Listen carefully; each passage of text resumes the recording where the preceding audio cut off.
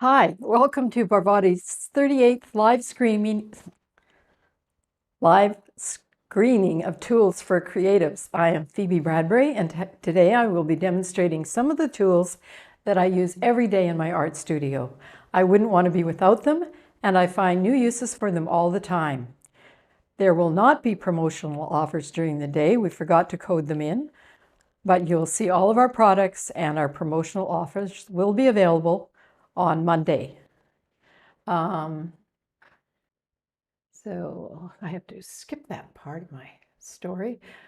So normally we show at 12 noon, and okay, the rest of that's about okay. So what do I? So let's get started. Where do we start, Previn? Yeah. What are you showing? Hey? Okay. Right now, I don't have them ready. Okay, so that's what I forgot to do. What one are you going to show today?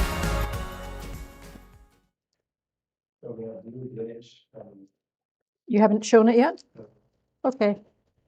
So I'm going to start with showing you some of the work that we've done during the show.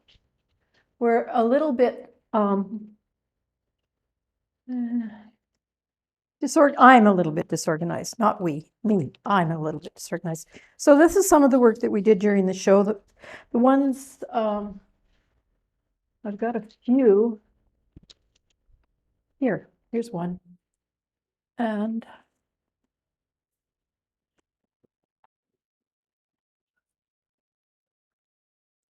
did you show the purple one today? Okay. So this is the one you just saw in the in the. Pardon me? Oh, okay. I just asked you if we'd done. Okay. When am I going to show that? At the closing. Okay. We are a little bit confused because I didn't get these ready before, but this will be at the end of the show, and it'll be sped up to music, kind of how this was made. And it probably took less than 2 minutes. Okay, and it's acrylic on Yupo paper done with these kinds of tools right here. And these are the tools we're going to be talking about because that's what we're marketing as Barvotti tools. So this is a 2-inch and a 1.5-inch there. Okay, and this is done on archival Yupo paper. So it's a practice one because all of the work we do on here is practice and playing around. But I usually start with demos using butcher paper, and so this is one done on butcher paper, and I liked it so much that I've named it, and I scanned it, so I now have a digital image of it. And this is called Blue Scarab, and it was done in just a few minutes with, I can tell usually by the size of this, it's probably a 2.5-inch mottler. And these are our mottlers here. And just one color in this case. And it's on butcher paper, which I use for practicing and showing online because it's very fast. The surface is very slick, and it makes very nice, decisive marks. And butcher paper is what you use to, I buy the white stuff because the brown doesn't actually work for artwork. And it's plastic on one side and paper on the other. And quite versatile, but it's not archival. So if you do something really nice, you'll be sorry that you did it on this. But you can also, the beauty of this is that you can do a lot of practice and find out what kind of marks you like to make and maybe a little bit about what kind of artist you are, because that's what I'm finding with myself. I never had to demonstrate so consistently and so often that I'm starting to realize that, well, let's say doors are opening. So this is also a small one, and it was done on card-sized paper. It's also done on Yupo, and it just took seconds to make. I forget what size, but I can tell it's not that one. This was done with a 1-inch Yupo marker, and these slashes are made by using this, and this part is made by doing this, and the background was all made by just fooling around very quickly. And it's on archival paper. If you wanted to send it as a real art postcard, you could do that. It's stiff enough. It's on a nice card, and it would stand up. It would probably be just fine in the mail, and it would be quite a unique way to get a present. I can't send them from Mexico, where we're working and living, because we really can't. The Postal Service is not reliable enough to send anything out. We have to send. So this one is just about very similar style to this. As you can see, I've used very similar. The name of this one is called, it's called Flamingo Land. And I am going to be marketing this one. I'm really pleased with it. And we live in Flamingo Land here because we're on the north coast of the Yucatan Peninsula. And we have flamingos fly by every day. Not every day. They fly by every day, but we manage to see them, notice them once or twice a week. And of course, they're in the mangrove swamps around where we live, and which we have to drive through in order to get to the local city. So this is one that I did during the show, and I really like it.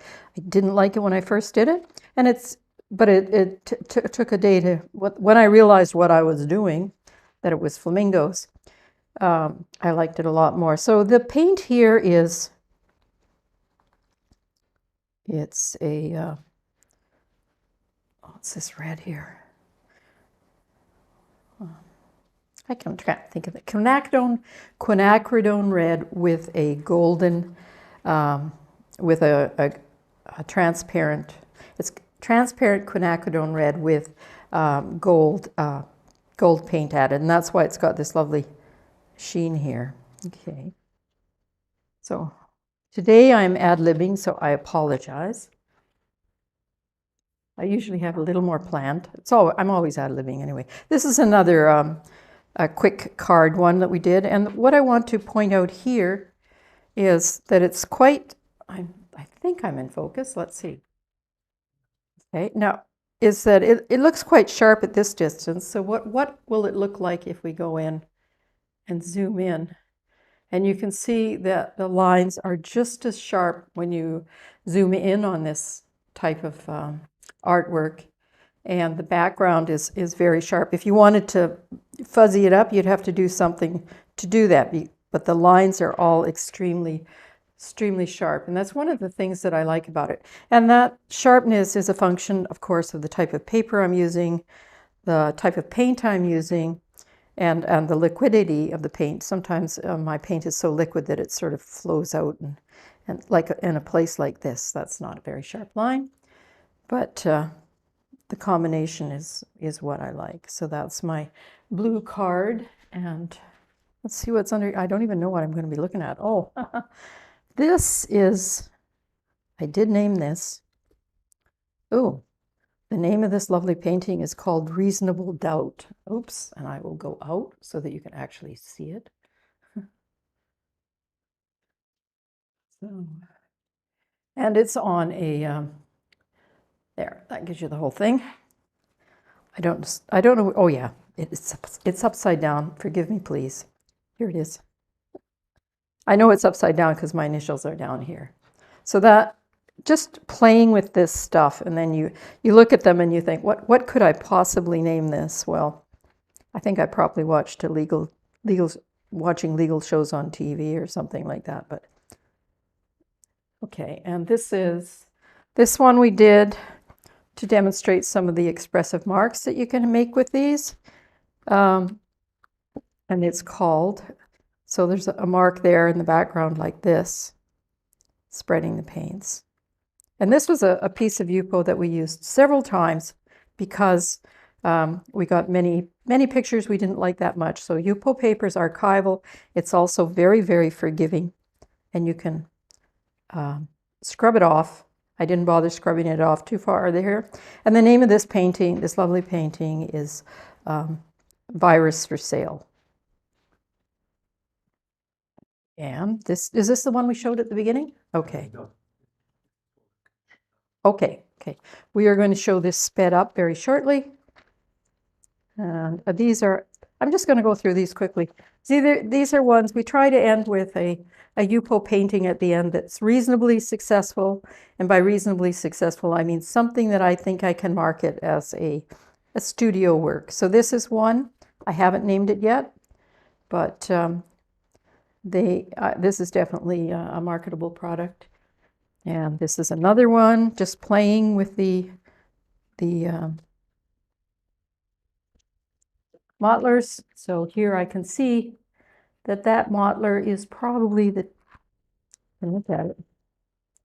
And you'll notice there's a lot of really tiny lines here. And I made those tiny lines, those little spaghetti lines in the background. I'll just show you those. See them? Very sharp. And I made those with my modified mottlers. So there's a picture of a modified mottler. So there's a lot of things you can do with these things. And I love them. Anyway, that's another similar one to the flamingo one. Okay, so what are we going to do now? We're going to show you this one. Is that right? Yeah. Okay. Go for it.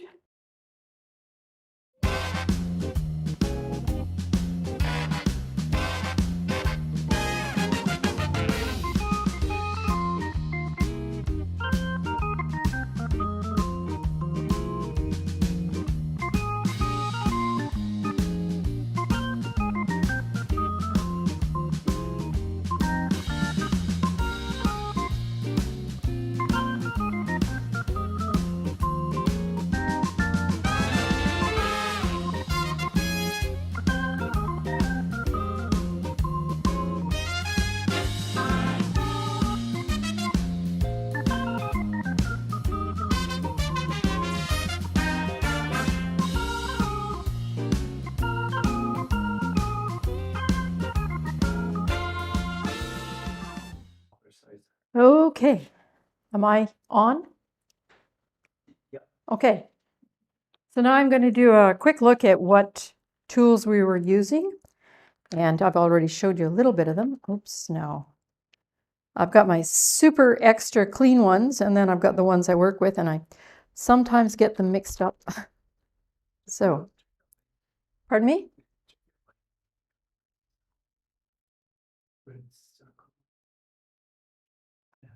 Okay.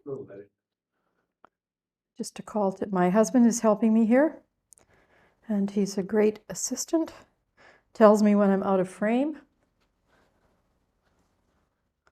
and all of the other things I might want to know when I'm doing this. Okay, these are the mottlers that we've been showing regularly in the show, and just recently we have had Amazon add these products, and I will show them too.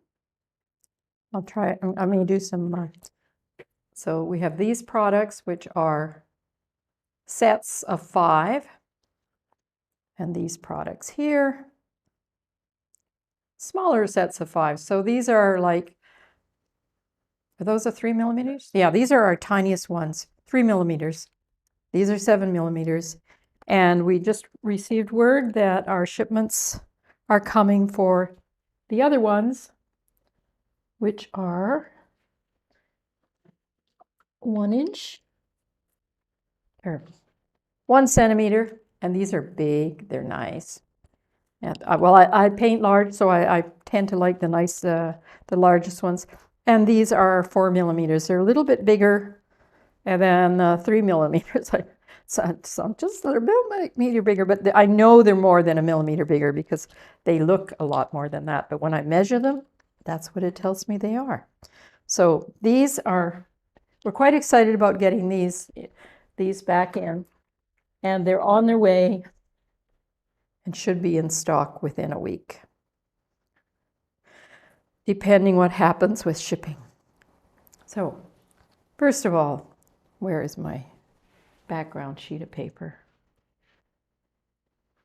I like to have a background sheet of paper because it makes it a little bit clearer to see these things. So this is the 3-inch modeler. And what's special, the reason we call them modelers is that they're like modeler brushes in an artist's studio, except instead of bristles, you have this beautiful silicone beautiful piece of silicone. It's a blade. Yes, thank you, Preben. And it's very much a blade. Blade is the correct word to use because this edge is extremely pointy and sharp. It's not a knife. It's not sharp in that respect, but it's very, very tiny, which allows you to make nice, precise marks.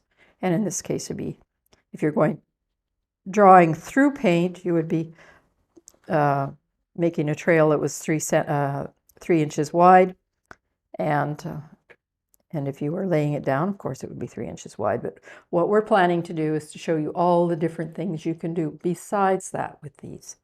Okay, the blade is very flexible. It's got a very nice ferrule. I've never had them go rusty or anything like that. The handle is a very heavy-duty compressed synthetic. I'm not sure exactly what it is. I imagine it's reclaimed plastic, but it's heavy. I thought it was wood until recently when I realized that they weren't splitting and breaking, and which would be happening if it was wood.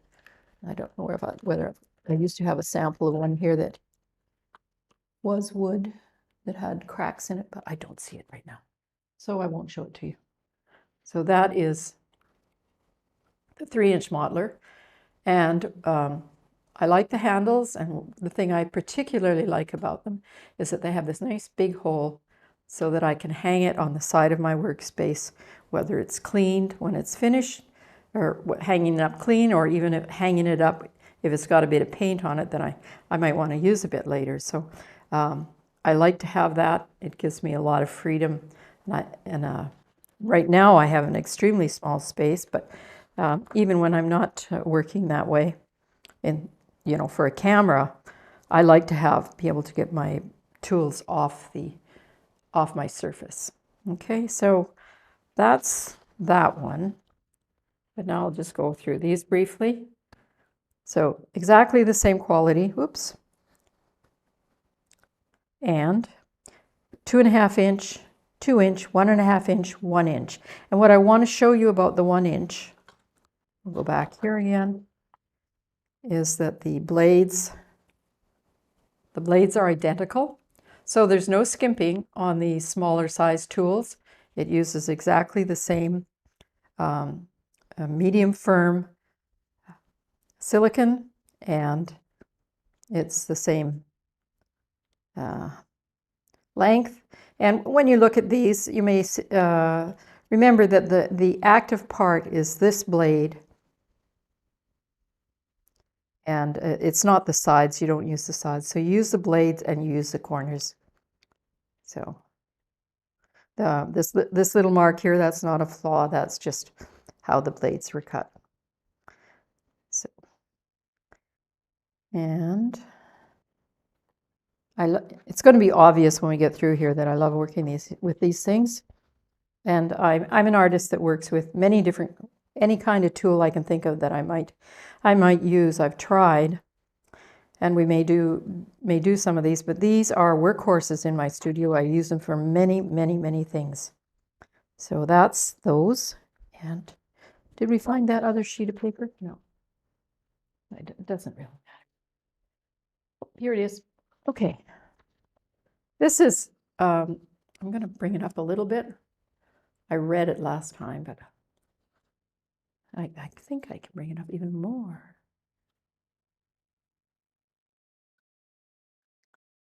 So let's see, I need a piece of paper.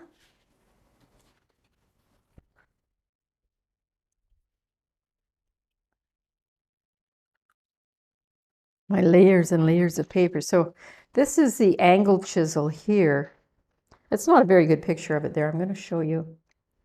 Actually, I could show you on the really large ones. So it's a little easier to see. And you can see how it looks. It's got this sharp side here. Put this in front.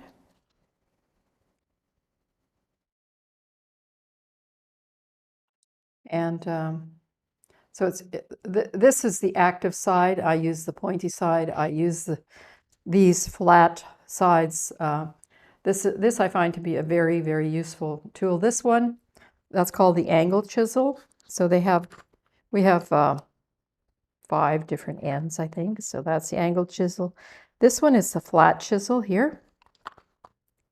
And it's very similar to the Mottler's in that it's just a chisel with a blade here. In this case, this is the 1 centimeter or 10 millimeter blade, and it works very similar to that. So blend and mix paint, we'll show you that later. Create even flat strokes, blend and smudge pastels, charcoals, etc. And that's true for all of them. Some of them are used in clay sculpture, especially in the very tiny clay sculptures that you see. So this one here is a cup chisel. Oops, my hand is not the best background. Here it is. See, it's got a slight cup. It's got a little flat edge on one side. It's got the sharp 1 centimeter wide blade and then a cup. So it can be used for scooping and working with clay. And this is a big one, so like 1 centimeter across. So I don't know if I can get it that close, but so it depends on what type of clay you're dealing with. This is the cup chisel is to adjust contours and edges, remove paint and carve paint. So, and the round cup, that's this one. So not a chisel cup, but a round cup. So, and that one, blend charcoal and pastel, move heavy paint, control thick color, create soft edges. So it's not about really about, it is about the shapes, but you can do most of those things with any of these. Maybe not this one. This is a little different. And this one's a taper point. So it just goes to a very sharp point. And it's the same medium firm silicone as in the Mottler's. So these are the ones that we have available today. That's the 3 millimeters and the 7 millimeters are available at our store today. And the other two here, the 4 millimeters and the one